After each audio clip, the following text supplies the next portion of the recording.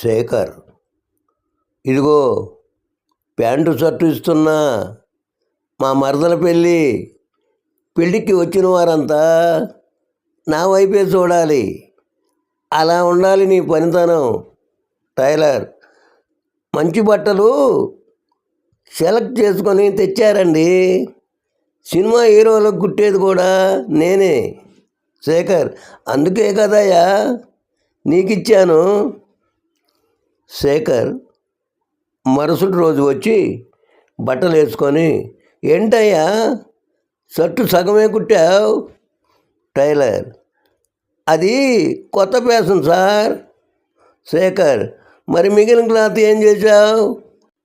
Tailor, మీరు తెచ్చిన shirt cloth బాగుందని మావాడు ముచ్చట పడితే మావాడికి కుట్టా. మహేష్, ప్రియా, నీ గురించి చెప్పు. అమృతం కంటే తీయని నీ మాటలు రోజు వినాలని ఉంది. ప్రియా, ఓహో అలాగా, ముందు నువ్వే చెప్పు. మహేష్, నీవు లేని నా జీవితం వృధా.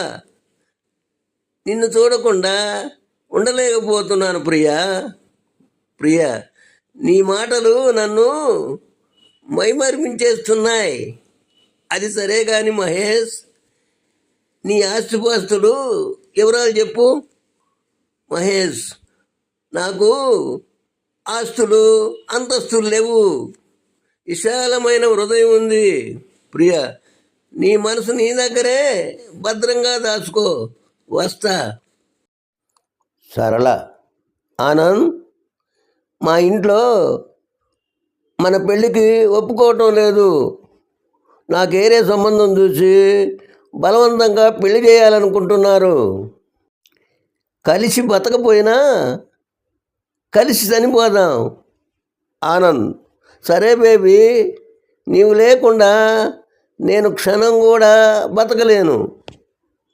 5 నిమిషాల తర్వాత సరళ, ఆనంద్, ఎలా ఉంది నా జోక్? ఆనంద్, జోక్ చేసావా?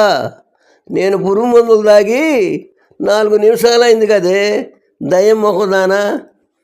బిచ్చగాడు, అమ్మా ధర్మం చేయండి అమ్మా, మోగవాడిని, మాట్లాడలేను. అన్నపూర్ణ, నేను మా ఆయనకు బడిత చేస్తున్నా. నా చేతులు ఖాళీగా లేవు. నాకు అసలే చెవుడు వినిపించదు.